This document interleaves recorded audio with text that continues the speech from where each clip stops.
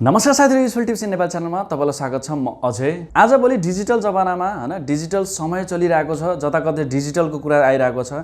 Payment देखि लिएर हर चीजको digital भन्ने कुरा चलिरहेको छ। त्यसै रूपमा तपाईले डिजिटल वालेट त पक्कै पनि प्रयोग गर्नुहुन्छ होला। डिजिटल वालेट मध्ये यदि तपाईले eSewa प्रयोग गर्नुहुन्छ र तपाई कहिलेकाहीँ हुन्छ नि इन्टरनेट नभएको खण्डमा कुनै चीजहरुको पेमेन्ट गर्न चाहनुहुन्छ भनेदेखि तपाईले त्यो सब गर्न सक्नुहुन्छ eSewa को थ्रु अफलाइन मोडमा है। कुनै पनि चार्जेस लाग्दैन त्यो एसएमएस को, जुन एसएमएस को थ्रु ट्रान्ज्याक्सनहरु हुन्छ। तर याद गर्नुस्, सबै कुराहरु अफलाइन गर्न मिल्दैन। अफलाइन भन्नाले एसएमएस को थ्रु केही लिमिटेड अप्सनहरु छन् जुन तपाईले eSewa मा देख्न सक्नुहुन्छ, जस्तै रिचार्जहरु भयो, त्यसैगरी फोन पे भयो। यिनी कुराहरु देख्न सक्नुहुन्छ। म तपाईलाई भिडियो मार्फत अगाडि देखाउँछु के कुराहरु हामीले अफलाइन मोडमा गर्न सक्छौं भनेर। अब डिजिटल वालेट प्रयोग नगर्ने व्यक्ति को नै होला र हैन। अब किनकि यस्तो समय आउँदैछ कि हर कसैले डिजिटल वालेट प्रयोग गर्नै पर्छ जस्तो भइरहेको छ। जस्तो हामी यसो घरदेखि बाहिर निस्किँदाखेरि हुन्छ नि एउटा पर्स लिएर हिँड्छौं नि आफ्नो हैन। पर्सलाई कसैले गहना पनि भन्ने गर्छ। गहना हामीले आफ्नो लिएर हिँड्छौं नि। महिलाको गहना हुन्छ भनेदेखि पुरुषको पर्स गहना हुन्छ रे, एकजना मेरो साथीले भनेको है। अब आफूले पर्स लिएर हिँड्दाखेरि हामीले आफ्नो पर्सबाट पैसा झिकेर पे गर्थ्यौं नि। त्यस्तै अब हामीले eSewa हैन अथवा अरु कुनै खल्ती अथवा आइएमआई पे डिजिटल वालेट आजभोलि हर कसैको हातमा होला नै। तपाईको डिजिटल वालेट छ र डिजिटल वालेटमा eSewa छ र eSewa चलाउनको लागि कहिलेकाहीँ इन्टरनेट पाइराख्नु भएको छैन हैन, आफ्नो मोबाइलमा डाटा पनि छैन र साथै वाइफाई पनि भेटाइराख्नु भएको छैन भनेदेखि तपाईले eSewa लाई अफलाइन मोडमा पनि चलाउन सक्नुहुन्छ। र अफलाइन मोड कस्तो भनेदेखि तपाईले एप्लिकेसनको थ्रु नै सबै चीज गर्नुपर्ने हुन्छ र सबै चीज कम्प्लिट गर्दाखेरि लास्टमा चाहिँ तपाईको सबै कुराहरु एसएमएस मा डाइभर्ट हुनेछ र मेसेजको थ्रु तपाईको रिक्वेस्ट सेन्ड हुनेछ र तपाईको ट्रान्ज्याक्सन कम्प्लिट हुनेछ। त्यसमा तपाईले रिचार्जहरु पनि गर्न सक्नुहुनेछ, फोन पे गर्न पनि सक्नुहुनेछ र साथै आफ्नो eSewa वालेटमा भएको ब्यालेन्स पनि चेक गर्न सक्नुहुन्छ।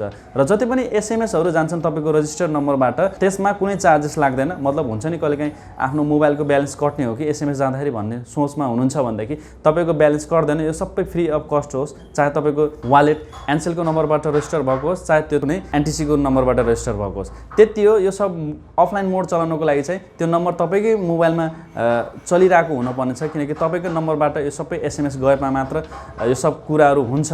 अन्यथा तपाईले कहिलेकाहीँ नम्बर कहाँ eSewa कहाँ चलाइराख्नु भएको छ भनेदेखि अफलाइन मोडलाई चलाउन सक्नुहुन्न। अफलाइन मोडलाई चलाउनको लागि चाहिँ तपाईको मोबाइलमा सिम हुनु अति आवश्यक छ। ल अब अगाडि हेरौँ के अप्सनहरु हामीलाई मिल्छ त अफलाइन मोडमा। eSewa लाई अफलाइन मोडमा चलाउनको लागि तपाईलाई म एउटा कुरा देखाउन चाहे। मैले डाटा पनि खोलेको छैन र मेरो मोबाइल इन्टरनेटबाट वाइफाईबाट कनेक्टेड पनि छैन है। अब म फटाफट eSewa मा जान्छु। eSewa मा गइसकेपछि तपाईले यस्तो देख्न सक्नुहुन्छ एसएमएस मोड है। यो चाहिँ अफलाइन मोड हो, जसलाई एसएमएस मोड पनि भनिन्छ।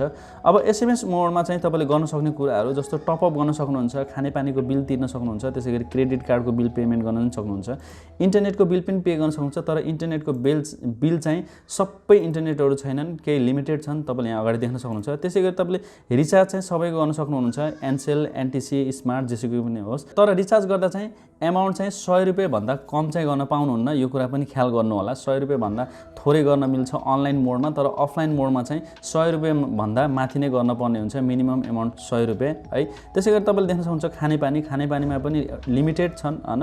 केही खानेपानीहरु छन् जसको तपाईले पेमेन्ट अफलाइन मोडमा पनि गर्न सक्नुहुन्छ। र त्यसैगरी तपाईले रिचार्ज भन्नाले अब यसमा चाहिँ रिचार्ज कार्डहरु लिन पनि सक्नुहुन्छ। जस्तो डिस होमको रिचार्ज कार्ड लिन मन छ अथवा एन्टीको रिचार्ज कार्ड, जस्तो डाइरेक्टली तपाईलाई फोनमा नपठाएर मलाई पिन मात्र चाहिएको छ भन्नुहुन्छ भनेदेखि त्यस्तो रिचार्ज कार्ड पनि अफलाइन मोडमा लिन सक्नुहुन्छ यहाँबाट। त्यसैगरी बोर्डिङको रिचार्ज कार्ड लिन सक्नुहुन्छ, नेट टिभीको रिचार्ज कार्ड लिन सक्नुहुन्छ मोबाइल एपको, त्यसैगरी युटीएल को रिचार्ज कार्ड लिन सक्नुहुन्छ।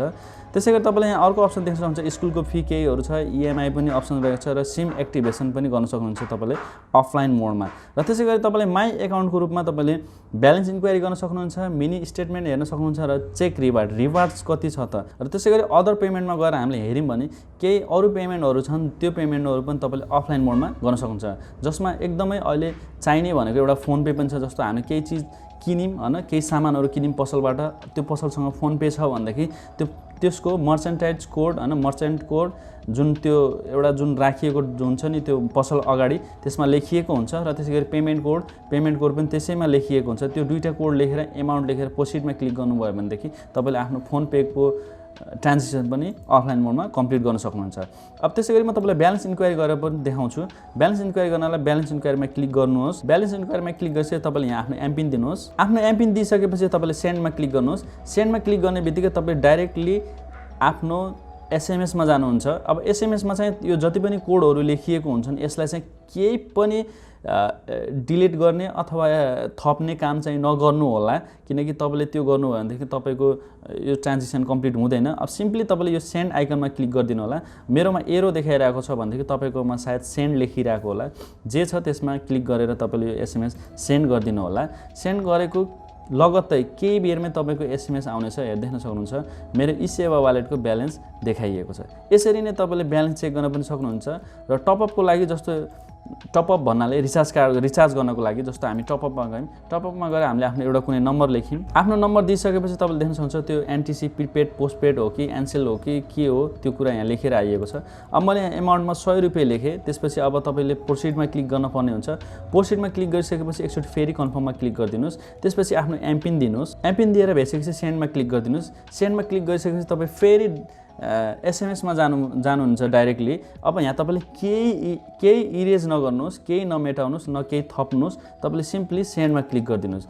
सेन्डमा क्लिक गर्ने बित्तिकै अहिले चाहिँ त्यहाँ मेरो 100 रुपियाँ छैन, सायद मलाई इन्सफिसियन्ट ब्यालेन्स भनेर आइरहेको छ हैन। अब मसँग ब्यालेन्स नभएको हुनाले यस्तो आइरहेको छ। यदि तपाईँसँग ब्यालेन्स छ भने यसरी नै तपाईँले अफलाइन मोडमा पनि रिचार्ज गर्न सक्नुहुनेछ। ल त साथीहरु, यो भिडियोमा अहिलेलाई यति नै। यदि भिडियो मन पर्यो कृपया लाइक गर्न नबिर्सनु होला र साथै आफ्नो साथीसँग चाहिँ भिडियोलाई सेयर गर्न पनि नबिर्सनु होला। केही सल्लाह सुझावहरू छन् भनेदेखि तल कमेन्ट बक्समा कमेन्ट गरिदिनु होला र युजफुल टिप्स इन नेपाल च्यानललाई सब्स्क्राइब गरिदिनु होला।